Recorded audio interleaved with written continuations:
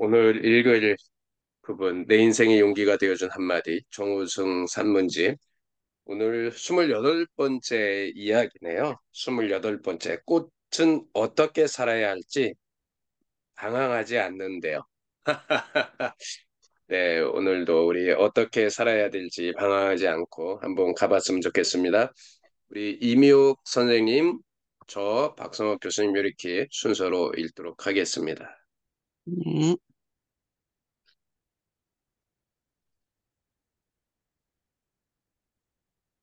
청춘 시절에는 누구나 방황하게 됩니다. 방황은 어쩌면 청춘의 특권인지도 모릅니다. 내일을 위하여 오늘 내가 무엇을 어떻게 해야 할지, 진정 내가 무엇이 되고 싶은지 고민을 거듭하다 보면 그 고민이 방황의 양상을 띠게 됩니다. 나아갈 진로를 선택하고 삶의 목표와 방향을 설정했다 하더라도 원래대로 쉽게 이루어지는 게 아니므로 이러지도 저러지도 못하는 상태에서 방황은 더욱 깊어갑니다. 방황하, 방황하지 않는 청춘은 없습니다. 청춘의 방황은 마치 시각장애인이 흰 지팡이도 짚지 않고 누구의 도움도 없이 도심의 거리를 뚜벅뚜벅 걸어가는 것과 같습니다. 이 시기의 방황은 암중모색 바로 그것입니다. 그렇지만 청춘 시절에는 방황이 깊어간다고 해서 좌절이 깊어간다고 할 수 없습니다. 이 시절에는 방황이 깊어갈수록 인생이 깊어갈 수 있습니다. 진정한 방향을 통해 인생의 길을 찾고 내적 성장을 이룰 수 있습니다. 그래서 청춘의 방향은 누구에게나 필요 조건입니다. 방황을 하고 방황이 끝나야 비로소 앞으로 나아갈 수 있습니다. 문제는 언제까지 방황하느냐 하는 것입니다. 청춘의 시기가 지났는데도 방황하고 있다면 그것은 인생의 방해 요소가 될 수 있습니다. 요즘 나이 30이 넘어도 무엇을 어떻게 해야 할지 스스로 결정하지 못하고 방황하는 청춘들을 만나게 됩니다. 인생에 일정한 형식이 있는 건 아니지만 이런 청춘들은 방황의 시간이 비교적 긴 편입니다. 인생에는 원래 방황이라는 요소가 잘 잡고 있어서 중년기에도 장년기에도 방황의 시기는 있습니다. 방황하지 않는 세대는 없고 방황하지 않는 인생은 없습니다. 길게 보면 청춘의 방황도 인생의 한 시점에서 야기되는 방황의 하나일 뿐입니다. 그런데 인생의 첫 번째 방황이라고 할 수 있는 청춘의 방황이 너무 길어 청춘이 지나버리면 문제입니다. 아무 대로도 나아갈 수 없다 싶어 쉽게 좌절하게 됩니다. 물론 방황은 한 존재의 자아를 들여다보게 해주고 무엇을 하며 어떻게 살아야 할지 깨닫게 해줍니다. 방황이라는 과정을 통과함으로써 인생을 올바른 방향을 찾게 됩니다. 특히 청춘의 방황이 그렇습니다. 청춘의 방황은 다음 시기의 방향을 위한 디딤돌입니다. 디딤돌이 굳건해야 다음 인생의 방향에 그것을 딛고 앞으로 나아갈 수 있습니다. 그 디딤돌이 너무 허약하면 앞으로 나아갈 힘을 잃게 됩니다. 따라서 청춘의 방황은 짧고 이용규 선생님, 잠깐만요. 이용규 선생님 184쪽, 184쪽 맨 밑에서 두 번째 문단 읽고 있습니다. 네, 따라서 박성욱 청, 교수님 다음에 읽어주시면 됩니다. 아, 네. 먼저 읽으세요, 박성욱 교수님. 따라서 청춘의 방황은 짧고 깊게 하는 게 중요합니다. 이 시기에는 필요 조건으로서의 방황의 시기를 가능한 한 빨리 끝내고 앞으로 나아가는 것이 중요합니다. 결단력 있게 방황의 종지부를 찍고 일단 앞으로 나아가야 다시 새로운 길을 만날 수 있습니다.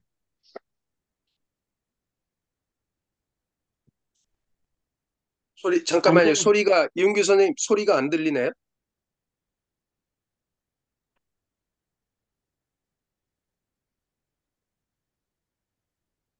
소리 표시가 안 돼 있어요, 지금. 소리가, 소리 표시가 안 돼 있어. 아니, 소리 표시가 안 음, 돼 있어요? 아, 됐어. 네, 됐습니다. 됐어요. 됐어요. 아, 됐습니다. 들립니까? 예, 네네. 예, 예, 예. 예. 제가 다시 세팅을 하는 바람에 네네. 죄송합니다. 방황한 시간의 양이 많았다고 해서 준비와 고뇌의 양이 반드시 많아지는 건 아닙니다. 방황만 방황한 기간이 길었다고 해서 인생의 깊이가 깊어지는 것도 아닙니다. 방황은 어느 정도 오래 많이 했느냐가 중요한 게 아니라 무엇을 위해 어떻게 방황했느냐가 더 중요합니다. 그래서 청춘 시절에 방황하되 너무 오래 하지 않는 게 좋습니다. 봄날에 봄날에 피는 피는 봄날에 피는 꽃을 한번 보십시오. 꽃은 어떻게 살아야 할지 방황하지 않습니다.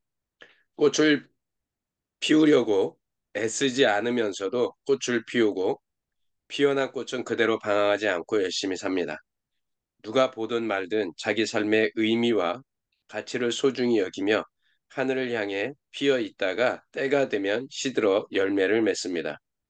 베트남의 틱낙한 스님은 한 송이 꽃은 남에게 봉사하기 위해 무언가를 할 필요가 없다. 오직 꽂히기만 하면 된다. 그것으로 충분하다. 한 사람의 존재 또한 그가 만일 진정한 인간이라면 온 세상을 기쁘게 하기에 충분하다고 말하고 있습니다.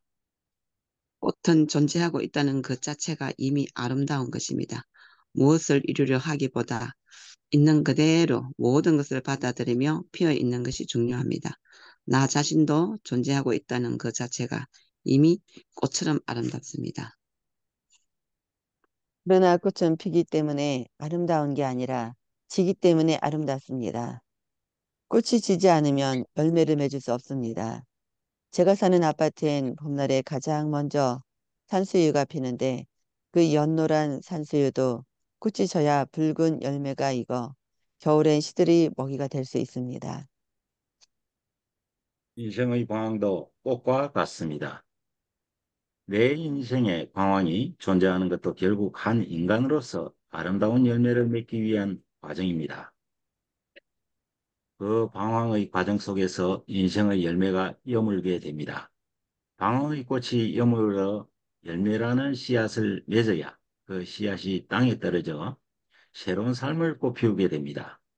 청춘 시절의 방황을 너무 오래 함으로써 열매를 여물게 하지 못하고 결국 자신을 버리게 되는 결과를 가져온다면 안타까운 일입니다. 은 자기를 버리지 않습니다. 시들지언정 스스로 자신을 버리지 않습니다. 자신의 향기조차 의식하지 않고 겸손히 살아갑니다. 만개한 꽃보다 만개 직전의 꽃이 더 아름다운 것처럼 인생의 방황도 그와 같으면 좋겠습니다. 제가 쓴 시 꽃을 보려면을 읽으며 오늘 내 인생의 방향의 꽃을 만나봅니다.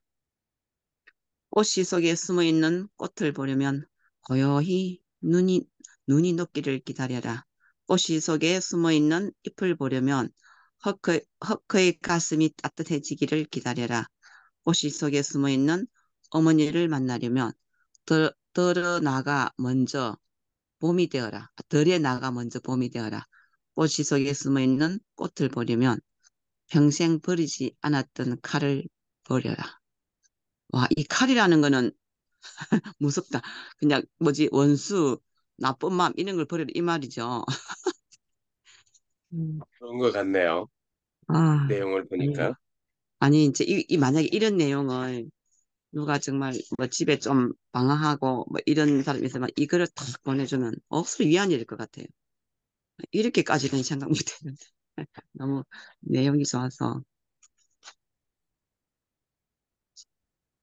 그러게요. 그러니까 꽃이 속에 숨어 있는 꽃을 보려면 고유의 눈이 녹기를 기다려라. 꽃이 음, 속에 숨어 있는 잎을 보려면 흙의 가슴이 따뜻해지기를 기다려라. 음, 꽃이 속에 숨어 있는 어머니를 만나려면 들에 나가 먼저 봄이 되어라. 꽃이 음, 속에 숨어 있는 꽃을 보려면 평생 버리지 않았던 칼을 버려라.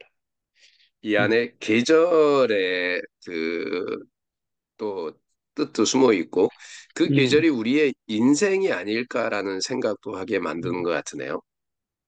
그러네요. 나는 또 꽃이 속에 숨어 있는 저기 어머니를 만나려면 들에 나가 봄을 먼저. 음, 진짜 어머니를 그러니까요. 만나려면 들에 나가. 그러니까 음, 그 봄이라는 것을 그 어떻게 보면 새롭게 피어나는 어머니의 그 마음이라고 어, 예, 그런 게 아닐까. 예. 그러니까 우리가 시를 쓰려면은 그 시를 갖고 정말 많은 우리 읽는 독자가 진짜 고민을 하게 해야 된대.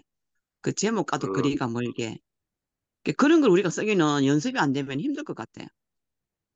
저도 시를 써보려고 그러니까 노력하니 그냥 이런 그런 그러니까 보이는 대로는 적는데 이런 그게 거를 쓰기. 있잖아요. 네. 그게 어, 왜 그게 큰 문제가 안 되냐면 음, 시조시인이나 이런 그 글 단어 하나하나의 의미를 담는 사람들은 그게 단어 하나 선택하는 게 엄청 중요한데 근데 가인 씨는 괜찮아요. 시가 여러 종류가 있거든요. 산문시도 있고요. 뭐 음, 무슨 시도 있고 무슨 시도 그래서 그 내가 쓴 시만 시고 네가 쓴 시는 어 아니다라고 하면 그거는 안 되는 거고요. 네, 그래서 그러니까 시는 시라는 것은 어떤 형태로 써도 있잖아요. 사람의 마음에 그 사람의 마음과 합한 그 내용이 담겨 있으면 그게 전달이 되거든요. 네, 맞아요. 그러니까 이것도 산문시인데 정우성 시인의 시는 산문시거든요. 시조시가 아니잖아요. 네네. 그런데도 어떤 거는 그 저기 양은 냄비처럼 음, 그냥 딱 보여요. 그냥 그 뜻이. 음, 그리고 어떤 거는 깊이가 숨어져 있어요. 요것도 어떻게 보면 그런 나름대로 깊이가 있잖아요. 네, 예, 그러니까 물론 이제 우리가 보여질 때 겉에 딱 드러나는 액면이 보여지는 것도 있고 예, 음, 숨겨져 있는 은은하게 있는 게 있기 때문에 뭐 그 시를 쓰시면서 저기 정우성 시인이 오늘 얘기한 것처럼 음. 꽃은 어떻게 살아야 할지 방황하지 않는다. 시는 어떻게 쓸지 고민하지 않는다. 맞아. 명언이 나왔어. 고민할 필요가 없어.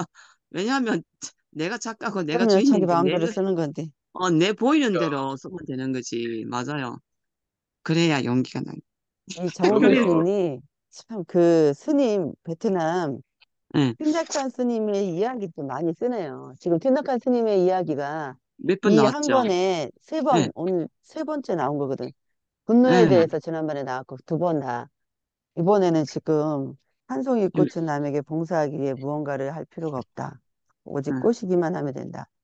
예, 이러면서 꽃의 존재 자체에 대한 이야기를 지금 하고 있잖아요.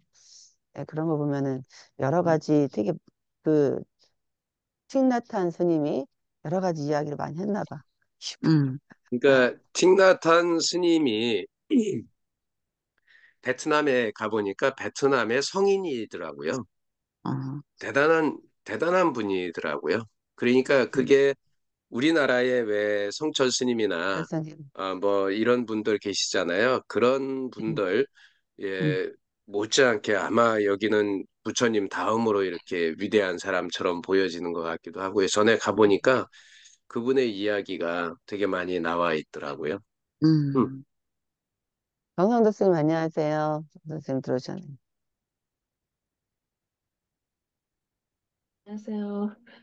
네, 반갑습니다. 오늘 주제가 183쪽 이쪽인데 꽃은 어떻게 살아야 할지 방황하지 않는다라는 주제인데요.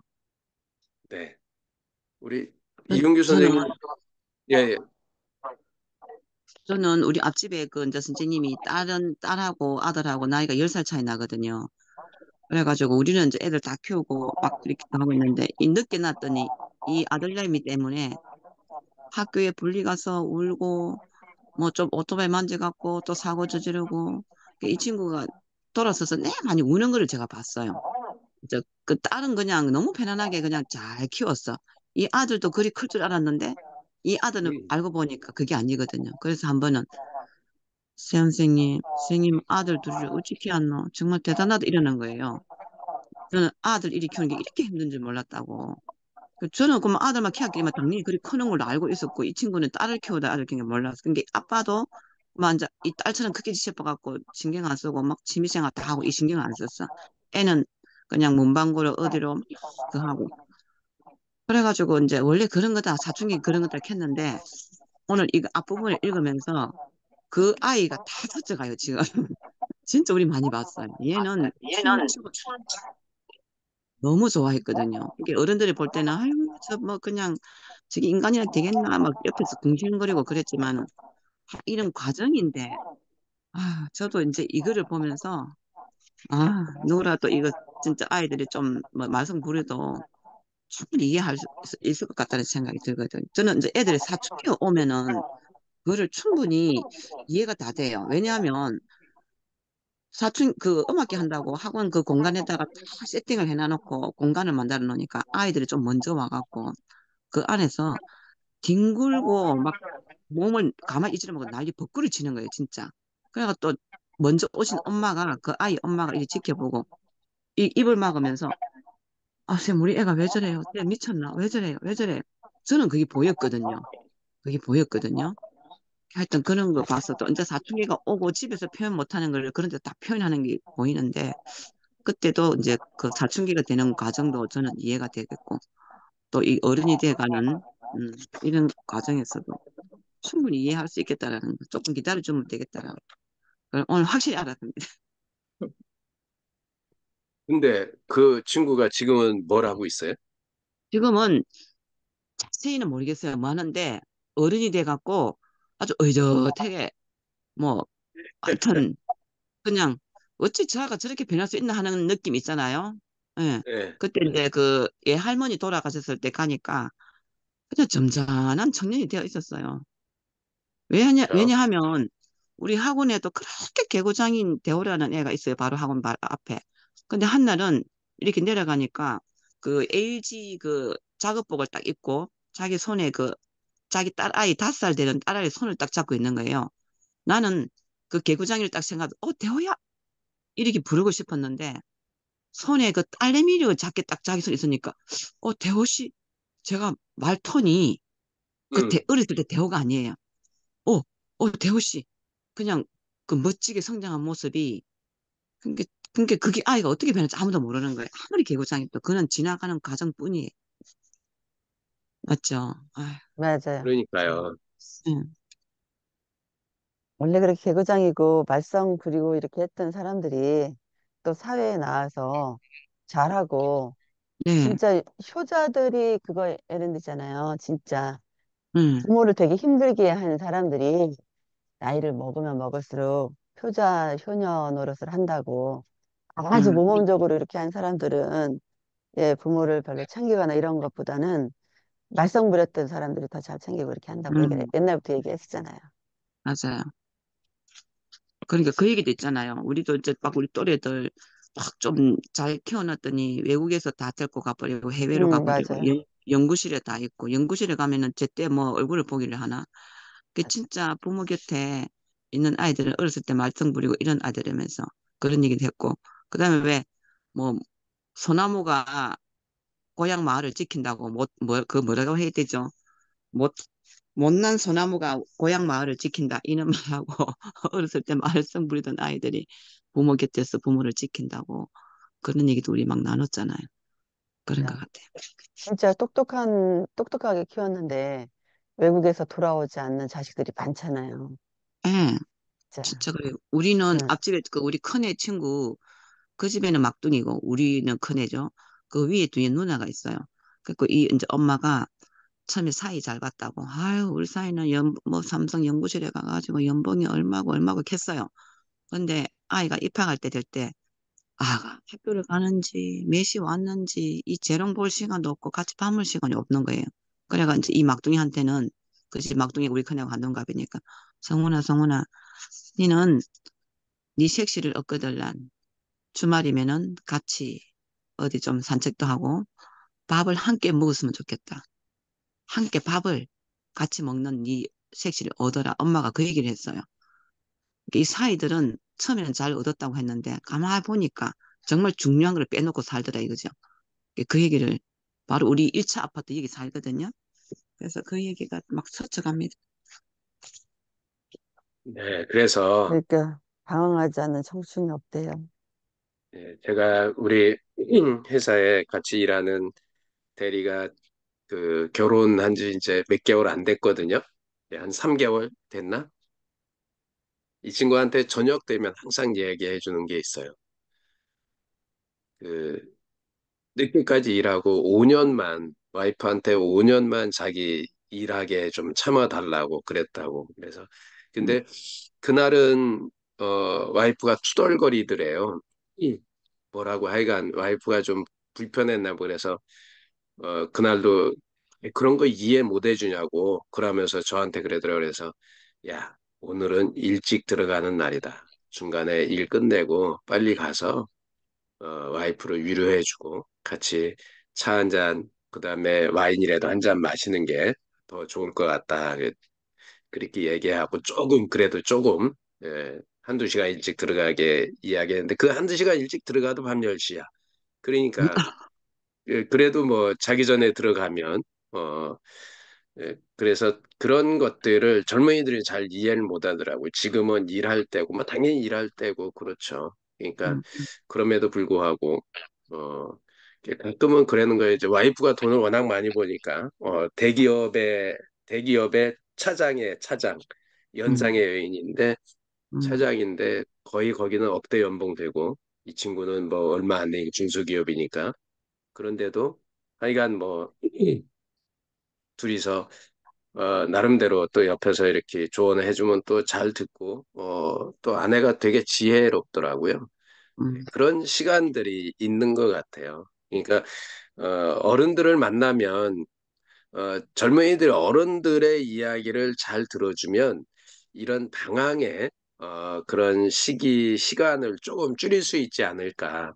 그리고 이 모든 사람이 다 마찬가지인 것 같아요. 우리 성인들도 먼저 간 사람들의 이야기를 내 잘났어 하는 것보다 먼저 간 사람들의 이야기를 조금 더 귀담아 들어주면 그러면 어, 고생 안 하고 조금 더 빨리 어떤 일에도 적응이 쉬워질 거고 그럴 것 같은데 많은 사람들이 자기의 의를 되게 많이 주장을 하잖아요. 그러니까 음, 그 그럴 때는 시각장애인, 아, 네. 이런 책을 그만 딱 이거 책 이름만 인맥하고 보여줘 버리고 자기가 아 맞네 느끼게 하는 게 좋을 것 같아. 어른들 잔소리 듣기 싫으니까. 시각장애인이 흰지팡이를 짚나요? 예, 맞아 갑자기 생각이 그러면 났어. 맞아요. 아, 흰지팡이를 아마 집어요? 그거는 아, 다른 사람들이 잘 보게 하려고 그러는 것 같아요. 쇼신하게. 음, 여기에 비유가 청춘의 방황은 마치 시각장애인이 흰 지팡이도 짚지 않고 누구의 도움도 없이 도심의 거리를 뚜벅뚜벅 걸어가는 것 같다. 네, 이게 어, 방황하지 않는 청춘이 저는 그 생각을 한 번도 없다란다고. 못 해봤네. 그러니까 이 비유가 진짜 그의 도움이라도 일단은 받는 게 가장 중요한데 스스로 하기야 해결할 수 없는 것들도 많이 있잖아요. 어떤 사람은 그냥 놔두면 지가 알아서 하겠지 뭐 이렇게 어른들이 얘기하는 사람도 있는데 방황이 엄청 심하게 하는 아이들은 응, 누군가가 옆에서 이야기를 해주고 이렇게 하면은 더 튕겨져 나갈까 봐 조심스러워서 그렇지, 이야기를 맞아. 못하는 애들이 응, 못하는 경우도 있잖아요. 그러니까 청춘의 방황은 짧고 깊게 하는 것이 중요하다. 짧고 그러니까 깊게. 예. 엄청나게 중요한 것 같아요. 우리 그 혜지 방향을 소장님 얻어서 응. 음, 참지 말고 말씀하세요. 청춘의 방황은 짧고 깊게 하는 게 중요하다 그러는데 청춘만 그러겠습니까? 저희도 어른도 저희도 그렇죠. 항상 방황하고 있고 또 꽃을 피기 때문에 아름다운 게 아니라 지기 때문에 아름답다고 하는데 보물지도에서 그, 본 내용인데 그 보물지도라는 책이 있잖아요. 그러니까 지금까지 예, 재미가 지금까지 살면서 재미있지 않은 거는 내가 하고 싶은 일이 아니어서 재미없는 것이다. 그렇게 그런 구절이 있는데 그게 되게 마음에 와닿거든요. 근데 왜 그러냐면 이렇게 생계 문제 때문에 일을 하게 되면은 내가 이렇게 선택지가 많지 않잖아요.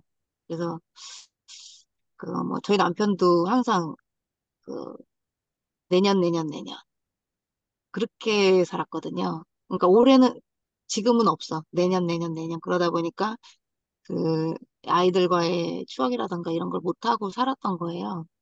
그러다 보니까 이제 된 게 없는 거죠, 사실.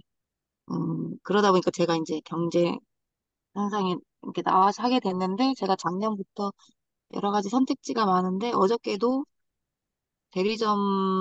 대리점을 뭐 다 해줄 테니까 대리점주가 되라 그렇게 이제 제의를 받고서 왔는데 선택지는 너무나 많아요. 불확실한 선택지들이지만 너무나 많은데 이거 제 얘기하고 있거든요. 지금 이런 그 여러 가지 선택지인데 근데 너무 중요한 거는 각자마다 딱 그 나름대로 올해가 너무 중요해요. 저한테 각자마다. 그래서 어 여기에서 과연 내가 이제 기도가 필요한 곳은 어디고 내가 가야 될 곳이 어디인가 내가 어디를 가든 이제 그분께서 같이 하실 거는 확실한데, 과연 나는 어디를 가야 되는가? 내가 하고 싶은 곳을 가야 되는가? 해야 되는 곳을 가야 되는가? 뭐 그런 것에서 방황이 많이 되네요. 나는 꽃이 아니라 난 사람인데. 뭐, 그러니까 그래가지고. 꽃이 아니고 사람인데도 그 아까 그 우리 방황의 꽃이라는 시를 보면서 그러니까 제가 잠깐 말씀을 드렸잖아요. 다시 한번 읽어드리면 방황의 꽃, 꽃씨 속에 숨어 있는 꽃을 보려면 고요히 눈이 녹기를 기다려야 한다. 꽃씨 속에 숨어 있는 잎을 보려면 흙의 가슴이 따뜻해지기를 기다려야 한다. 꽃씨 속에 숨어 있는 어머니를 만나려면 들에 나가 먼저 봄이 되어라. 꽃씨 속에 숨어 있는 꽃을 보려면 평생 버리지 않았던 칼을 버려라. 이 안에 꽃이라는 하나의 주제에 인생이나 삶을 넣어보면 어떨까라는 생각을 했어요. 삶 속에 숨어 있는 삶을 보려면 고요히 그 눈이 녹기를 기다려라라는 것은 힘든 거, 고난과 고통을 참고 기다려라 라는 뜻이라고 생각을 했고요. 삶 속에 숨어 있는 그런 새로운 도전이나 이런 거를 보려면 내 가슴 속에 있는 그 열정이 끌어올라서 따뜻해지기를 기다려라 라고 하는 것. 그거를 먼저 만들어내고 삶 속에 숨어 있는 그 나의 미래, 나의 진짜 꿈, 비전을 만나려면 들에 나가 먼저 봄이 되어라고 하는 게 이제는 실제로 그런 꿈을 이루기 위해서 행동을 하라라는 것이 아닐까. 그리고 삶 속에 숨어 있는 나의 꿈과 비전을 보려면 평생 버리지 않았던 내 속에 있는 칼, 욕심, 그리고 나를 끄집어내는 자존감 뭐 이런 것들을 버려라라고 하는 거 아닐까. 그런 생각을 한번 해봤어요. 아마 그러니까 아마 지금 우리 소장님이 해야 할 곳, 가야 할 곳, 어디일지는 모르겠지만 아마 그것이 어떤 선택이 되어도 아마 최상의 선택이 되지 않을까. 그리고 최선의 선택이 되지 않을까. 그렇게 생각을 해봅니다. 그렇죠. 내가 선택하는 게 그 당시에 최선의 선택이고 최상의 선택이 되겠죠. 한 번 더 조금 더 생각해 보시면 늘 좋은 일이 옆에 기다리고 계실 겁니다. 제가 서 있는 이곳이 항상 제일 나중이거든요. 근데 있어요, 지금. 선택지 중에 제일 마지막인데 있어요. 그러니까 어떤 선택지를 갈 때 실수하면 안 될 것 같고 실패하면 안 될 것 같다 보니까 그냥 여기서 일단 고민만 계속하고 있는 거예요. 그래서 좀 여러 가지로 고민이 많이 되네요. 근데 이게 감사한 일이기도 하죠. 저한테 그런 것들이 콜이 온다라는 것도 감사한 일인데, 근데 뭐, 감사하면서도 사실 눈물이 너무 날 지경으로 너무 힘든 거예요. 이 선택지라는 게 저한테는. 내가 왜 이런 고민하고 살지? 막 이러면서 좀 여러 가지 이제 그 안정되지 못하고 그 감정으로 이렇게 갱년기가 오니까 너무 힘들어서. 한번 봅시다. 예, 봐야 되겠다. 여기에 보면 청춘의 방향은 다음 시기의 방황을 위한 디딤돌입니다라고 이게 문구가 나오잖아요. 제가 한 3개월, 지난 12월부터 얼마 전까지 3개월 동안 엄청나게 그 번뇌와 방황 아닌 그런 방황을 많이 해가지고 마음을 잡을 수가 없었거든요. 그러다가 제가 탁구를 하게 됐고, 암벽을 하게 됐고, 그리고 지금 이제 어제부터 홈패션을 시작을 했어요. 근데 이제 강의는 강의대로 하지만 그 내가 무언가를 활력을 찾을 수 있는 조금 내 삶을 좀 바꿔볼 수 있는 그게 무엇이 있을까라고 생각을 하다가 예전에 막 하고 싶었던 예전에 하고 싶었던 이것들을 지금 다 이제 하나씩 하고 있거든요. 그러면서 제가 어제 갔다 와서 이제 김희 교사한테 얘기를 했어요. 내 삶이 지금 너무 행복하고 좋다고 그 얘기를 했거든요. 근데 이게 아무것도 아닌 것 같지만 내 생각을 바꾸고 아 이게 내가 삶을 바꿔봐야 되겠다 이 생각을 하고 나니까 하나하나씩 실행을 하게 되고 그거로 인하여서 내 삶이 이 조금씩 바꿔나가는 그런 것들을 제가 느끼는 것 같아요. 그러니까 되게 피곤하긴 엄청 피곤해요. 하루 종일 풀가동 시키고 탁구도 막 3시간씩 치고 오고 막 이렇게 하니까 굉장히 피곤하긴 한데 그래도 그렇게 함으로 인하여서 피곤해도 내 마음이 일단은 평안하고 즐거운 그런 것들을 만들어내니까 정말 괜찮은 것 같아요. 그래서 저도 아까 우리 김혜지 선생님 얘기하셨잖아요. 청춘만 방황하는 게 아니라 우리도 지금 방황을 하고 있다고 어른도 방황을 한다고 맞는 것 같아요. 저도 그 방황의 시기가 또 최근에 또 있었기 때문에 이렇게 또 다음 것들을 디딤돌이 될 수 있는 거 아닌가 라는 생각이 들더라고요. 예, 우리 이용규 선생님 혹시 뭐 해주실 말씀? 듣는 게 좋은데, 저는 뭐, 별로 나눌 게 없어서, 늘 얘기하면은, 이제, 라떼라는 이 생각이 다른 아, 사람들한테 지루함이 올라온다. 그런 생각이 들었는데, 우리 부모님이나 뭐, 제가 이렇게 했을 때는, 자식들한테 신경 쓸 겨를이 별로 없었죠. 먹고 살기가 바빴으니까, 그때는 자식들이 한두 명도 아니고, 적어도 5명 이상씩 이렇게 크다 보니까 지가 알아서 컸다. 먹여주고 입혀주기만 했으면 지가 알아서 컸는데 요즘은 너무 이렇게 이 아이를 이렇게 그 온실 속에서 키우는 거 아닌가. 그럴 수밖에 없는 것이 하나, 둘 이렇게 키우는 게 굉장히 그 이제 환경이 달라졌기 때문에 그럴 것도 있지만은 부모가 이제 의식 수준이라든지 학력이 높아졌기 때문에 그렇지 않겠느냐 그런 생각이 들었습니다. 저희 부모님은 5명, 5남매를 이렇게 키우면서 그렇게 힘들게 살아오셨는데 저는 둘 키우면서도 너무 힘들더라고요. 그런 걸 봤을 때는 이 꼬시를 뿌리기만 해도 지가 알아서 스스로 자랄 건데 너무 간섭하는 거 아닌가. 그리고 방황하고 힘들어하는 그 내용도 이 사회에서 살아갈 수 있는 자기 나름의 고민이라든지 꼬시를 여물게 하는 과정인데 그걸 너무 간섭하고 어, 이 관여하는 게 아닌가 그런 생각이 들었고요. 지금도 그 방황이라든지 힘들게 고민하는 이런 부분이 나쁘게만 생각할 게 아니라 스스로 이 세상을 살아나가기 위해서 여물어가는 과정이라고 생각하면은 당연히 옆에서 지켜봐 주는 게 가장 큰 도움이 되지 않겠나 그런 생각이 들었습니다. 네, 오늘 꽃이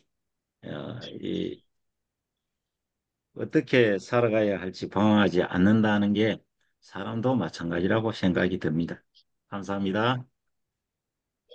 예. 네, 정성덕 선생님. 네, 저는 그냥 그 학원 할 때도 애들한테 항상 그래. 와, 너는 얼마나 잘 되려고 이러는 거야. 이러는 거거든요. 그래서 일단 기다려주고 믿어주고 그 나름대로 뭔가 있을 거예요. 이제 속은 저도 이제 막 저런 애가 있지. 속으로는 가끔씩 생각할 때도 있지만은 걔한테 이제 표현할 때는 너는 얼마나 앞으로 잘 되려고 이런 그 험악한 행동을 할까? 잘 되기 위해서라고 이제 애들한테 말하면 애들이 조금 더 잦아지면서 하고 저 아들한테도 항상 그랬거든요. 뭐를 야단을 치기보다는 그냥 훌륭하다, 일을 잘해도 그런 식으로 말을 해서 엎드리고 뭐를 해도 그 애가 당황을 한 거예요. 엄마는 왜 자꾸 훌륭하다고 하냐고. 아니야, 이런 것도 다 네가 훌륭하게 되기 위해서 하나의 행동이니까 괜찮아. 이건 잘못한 것이 아니다. 뭐 이런 식으로 이제 했어요. 가능한 그렇게 하려고 고등학교 때 전도사 우리는 이제 미션 스쿨이었고 전도사님이 그 일을 해줬거든요. 왜 애들한테 엄마들이 험한 말을 하는지 이렇게 막 욕을 하고 자기 자식인데 욕을 안 하면 그때 되게 아니 욕을 안 하면 어떻게 하지 말 안 들어서 욕을 하겠지 그랬는데 그분한테 그럼 뭐 어떻게 하냐 물어봤더니 아이고 이놈 복된 놈, 이 잘될 놈 이런 식으로 하라는 거여서 그게 되게 머릿속에 박혀가지고 애들한테 제가 뭐라 하도 그렇게 이제 이야기를 해요. 훌륭하다, 잘 될 놈. 너는 얼마나 잘 되려고 그럴까? 그러고, 어, 애 아빠한테도 실은 막 화가 나고 욕을 하고 싶을 때도 그렇게. 어렸을 때부터 이제 집안에서 욕을 안 하다 보니까 잘못되긴 하는데, 그런 거예요. 와, 진짜 훌륭한 인간이지.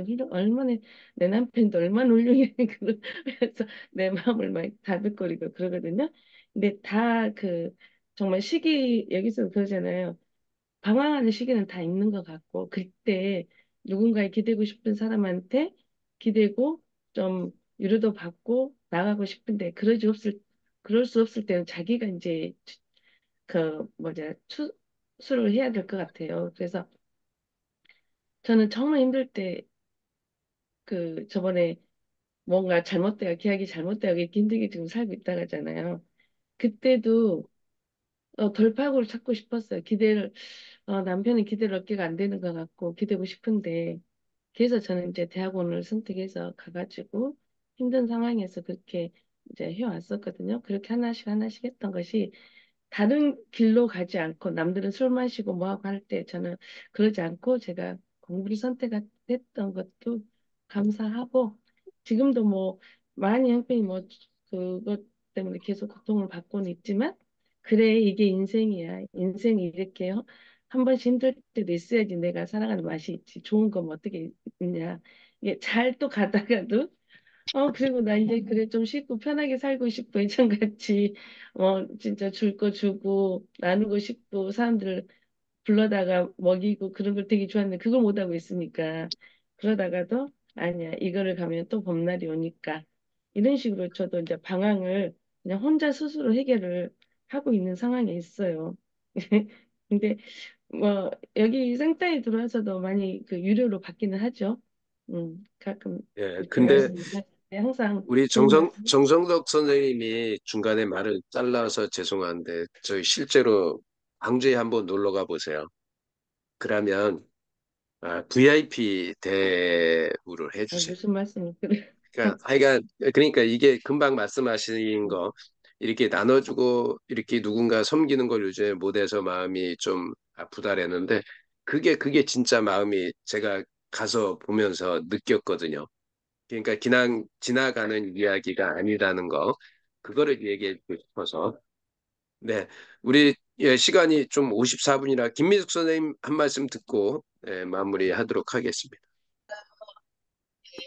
이것들은 왜 이렇게 안 가는지 정신없이 바쁘네요. 그냥 어쨌든 뭐 어린 아이들을 청소년들을 대상으로 하기 때문에 얘네들이 어떤 상황이나 뭐나 이렇게 저의 방황보다 학생들 좀 올해는 많이 관찰을 좀 해야 되겠다.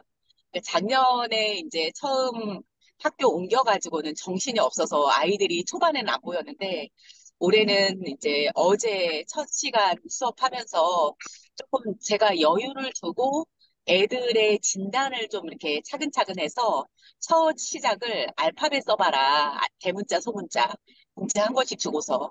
그랬더니 한 3명 정도가 알파벳을 끝까지 다 못 쓰더라고. 못 써서 이렇게 공책 내라고 해가지고 다 봤는데 그러더라고요. 그래서 이 아이들을 어떻게 도와줘야 되나 좀 올해 그런 고민을 좀 하고 있습니다. 그래서 좀 음. 차근차근 자세히 봐야 사랑스럽다. 요거를 좀 어, 실천하고 있습니다. 오, 중학생인데도 그런 거예요? 네, 중학교 1학년인데 알파벳을 작년에 걔는 너무나 부진이어서 B하고 D를 구분을 못하는 아이가 하나 있었는데 올해는 이제 초반부터 그렇게 해서 나를 소개합니다. 이거를, 그러니까 자기를 소개하는 이거는 학급 시간에, 담임 시간에 많이 했었을 거니까 영어에서 말하기, 듣기, 읽기, 쓰기, 단어, 문법에 대해서 자기를 소개해라.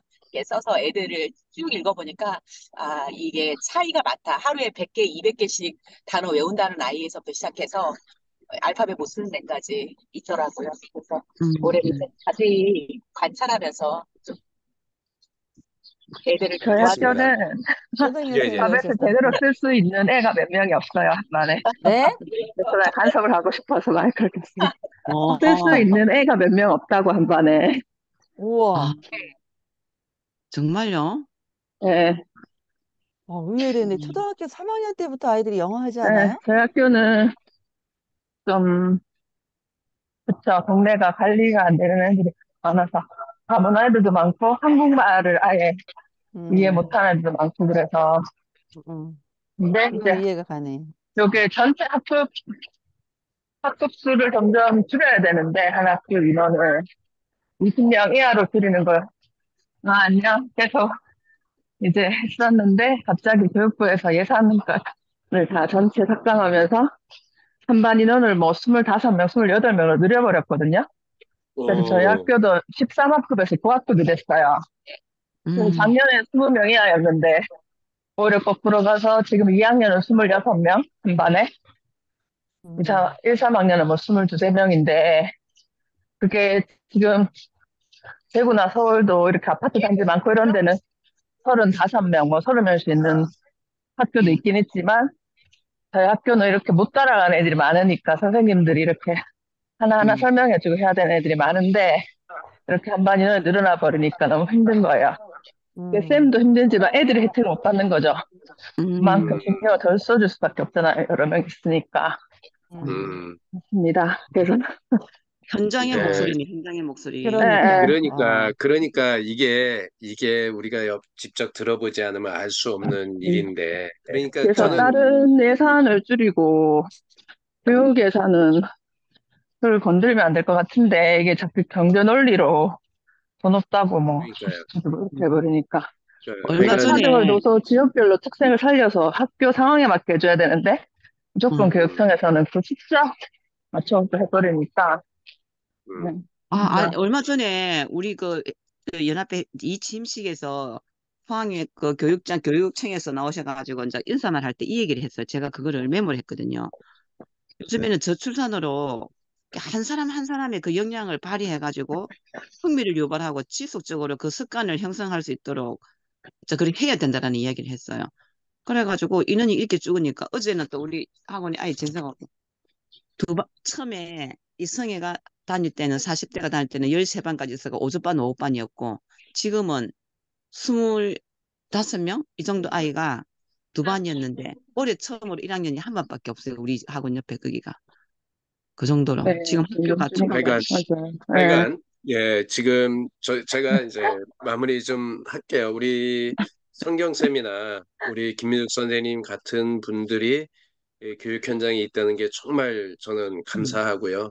왜냐하면 맞아요. 실제로 이렇게 고민을 하는 분들이 또 많이 있겠지만 그 중에서도 정말로 이렇게 마음으로 우리 뭐 가까이 계신 분들이 이런 마음으로 이렇게 해주니까 아직도 우리 대한민국의 공교육의 미래가 있다라는 생각을 하게 됩니다.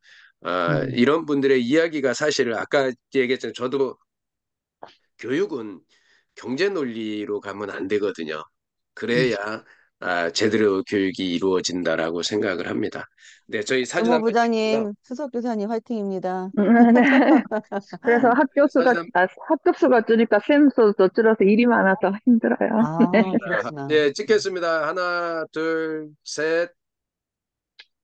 셋. 어디 갔어? 네, 감사합니다. 맞아요. 이게 이게 이런 경제 논리로 가면은 교육은 망가지는 거예요. 어떻게 아무, 학생들을 반을 합반 그렇지 않아요. 지금 쪼개는 판인데 반을 네. 합반해야 교사를 줄이면 안 되지. 그러면 이제 선생님 수도 주는 거니까 선생님 1인당 해야 될 일이 많으니까 학교마다 음. 해내야 되는 서류나 뭐 처리할 일은 똑같고 그렇습니다. 앞으로 근데 이제 2035년 되면 입학하는 학생이 없대요. 음, 입학한 학생이 없는 게 문제가 아니라 선생님들이 가르치는 일만 하면 되는지 알았어. 그런데 이제 할 일이 많 그 안에 들어가 가르치는 보니까 게 그러니까 교실 어, 들어가서 저는 마음이 편해요. 교실 들어가면서 바로 가면 일하다 어, 교실 들어가면. 그러네. 근데 지금 우리나라 인구 비율은 줄지만 그러니까 다문화 비율은 늘거든요. 외국인이랑 노동자랑. 예, 예. 그러니까 그런 애들을 잘 키워야 되는데 지금 이런 식이면 이제 안 되고 있다는 거죠. 우리나라 그렇죠. 사람들은 애를 계속 안 낳잖아요. 그러면 음, 다문화 정책을 잘해서 얘들을 잘 길러야 되는데 이런 식으로 그냥 걔들 한국말 맞아. 못 알아듣고 그냥 시간만 버티고 이렇게 음. 되면 얘들이 또 학교 안 그, 나오는 그, 애들 그, 그, 그 거든요. 애들이, 그러면 그 이제 비행 애들이 청소가 중요한 되는 건, 거죠. 맞아요. 그 애들이 우리 맞아요. 다음 세대거든요. 어쩔 수 네, 없이. 맞아요. 그러니까 앵글러슨. 걔들을 잘 키워야 돼요. 다문화 애들을. 예. 음. 알겠습니다. 우리 잘 키우는데, 우리도 옆에서 많이 응원해 주고요. 진짜로 정책이나 주변에 정치인들에게 혹시 만날 기회 있으면 절대 교육은 살려야 된다라는 그 이야기는 꼭 좀 전해줬으면 네, 좋겠습니다. 감사합니다. 저 이거 들으면서 너무 그 말씀하시는 거랑 책 내용 너무 좋아가지고 아까 그 이북으로 주문해서 저도 다시 들어보려고 오늘은 이북으로 주문했어요. 정신없어서 맨날 듣기만 하다가. 네, 너무 아이고, 그래, 감사합니다. 알겠습니다. 네, 네. 네, 그 내 좋은 인생에 하루 힘이 되어준 되시고요. 한마디도 되게 좋아요. 내 인생에 네, 그 힘이 그, 되어준 책은 이미 한마디. 가지고 있었고 음. 그거, 용기가 되어준도 이제 네, 저도 주문했어요. 이거 이북으로. 하루에 한 차씩 요거 읽는데 되게 끝나고 이동하면서 이어서 좋더라고요. 힘이 보려고. 되어준 한마디 하겠습니다. 이거 너무 좋더라고. 네, 알겠어요. 준비해놓을게요. 감사합니다. 네, 감사합니다. 감사합니다. 예, 행복한 끝이 하루 안 날 것 되세요. 같아서 하루 제가 보내세요. 끝내겠습니다. 네. 네. 고맙습니다. 네. 네, 감사합니다. 감사합니다. 네.